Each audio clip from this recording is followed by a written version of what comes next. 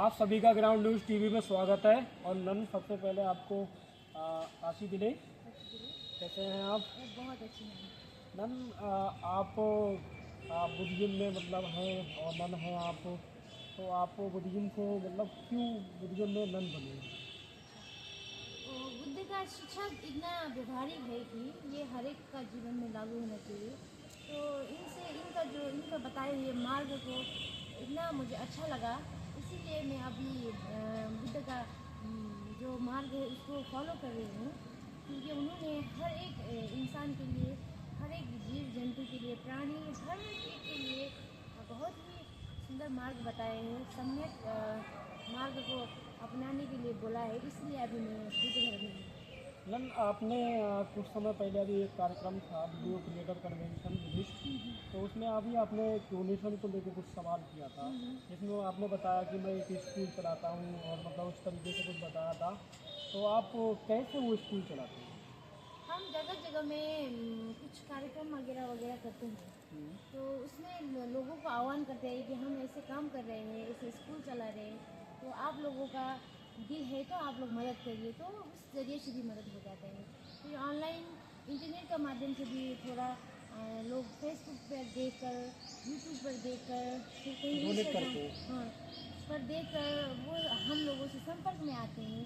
फिर वो लोग अपने किसी किसी बहाने, जैसे कि किसी का बर्थडे होता है, किसी का एनिवर्सरी होता है, कुछ खुशी का दिन होता है, कुछ दुख का दिन होता है, जो भी दिन होते हैं उन दिनों में वो लोग हम भी करेंगे करके कुछ दान करते हैं। ऐसे ऐसे करके दान, इस दान से, और फिर संस्था भी मैम, होते हैं। आपका जो स्कूल है उसमें गरीबों के बच्चे पढ़ते हैं या फिर अमीरों के?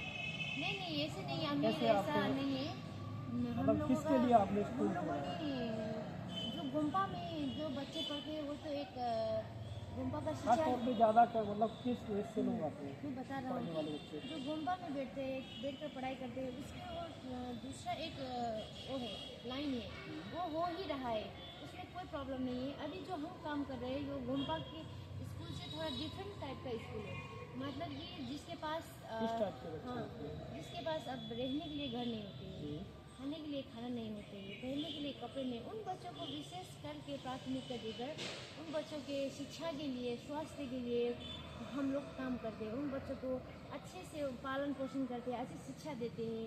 फिर उन लोगों को पढ़ाई पूरी करवा के फिर वो लोग नन बने या फिर लामा बने, भिक्षु बने, या फिर उसका इच्छा के अनुसार जो भी काम कर सकते हैं। मैम, आपके यही मन में ख्याल क्यों है?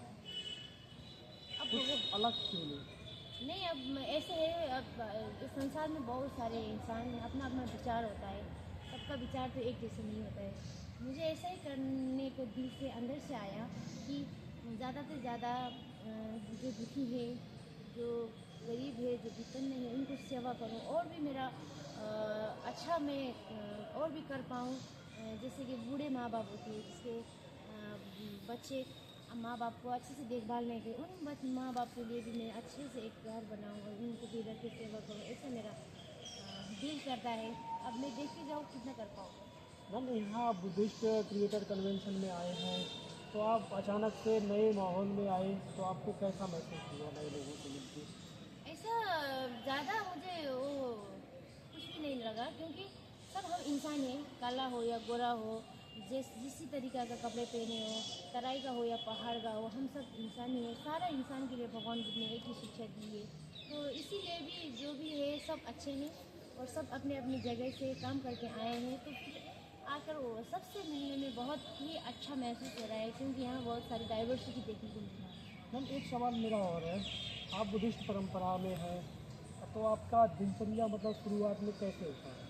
मतलब जब मॉर्निंग में उठते हैं तो कोई मतलब हाँ, किसी का हमारे भजन करता, कोई किसी का, तो आप कैसे करते हैं? हमारा अपना, वहाँ जब हम गुम्पा में बैठते हैं तो वहाँ का अपना ही किस्म का रूटीन होता है। अगर बाहर आ जाए तो उसका फिर दूसरा होता है।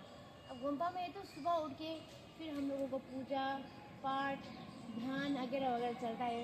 उसके बाद फिर कोई क्लास में जाता है, कोई पढ़ाता है, कोई पढ़ता है, कोई खाना बनाता है, कोई क्या करता है, इसे होता है। फिर दिन में खाना खाते हैं, फिर अपना अपना ड्यूटी होता है। फिर शाम को फिर भी पूजा पाठ होता है, मंत्र जाप वगैरह वगैरह होता है। फिर रात को फिर पढ़ने वालों को स्टूडेंट है तो उसको होमवर्क करना पड़ता है, बहुत सारे काम करना पड़ता है, फिर जाके रात को फिर आराम करने लगते हैं। मैम एक सवाल और है कि बुद्ध के शासन का एक ऐसा संदेश बताइए आप जो समाज कल्याण में जाए और लोग ऑडियंस मतलब सुने तो उसको जो है और ज़्यादा लोगों तक पहुंचे।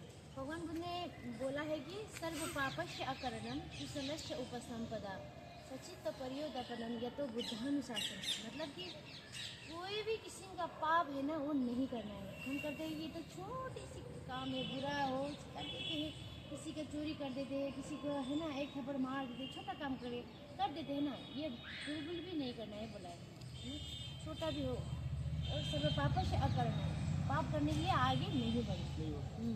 फिर कुशलस्य उपसंपदा, अब कुशल कर्म है तो अच्छा काम है तो इतना छोटा 1 रुपया में दान करके मुझे क्या मिलेगा, ऐसे नहीं बोलना है।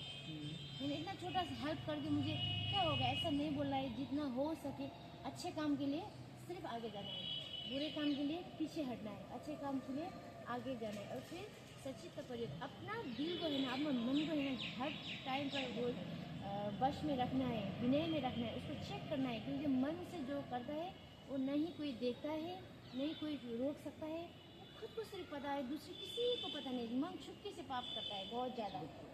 मन ही ऐसी चीज़ है कि जो छुपके से बहुत सारे पाप करते हैं। इसलिए अपने मन को वश में रखो, विनय में रखो, यही बुद्ध का शासन है बोला है। अगर इतना ही सब बात हमको समझ आ जाए तो फिर ज़िंदगी बदल जाएगी, सवर जाएगी। तो यही बात को आप लोग भी फॉलो कीजिए, मैं कहना चाहती हूँ। नमो बुद्धाय। नमो बुद्धाय ताशी दिले काशी दिले। नमो बुद्धाय आप सभी के लिए।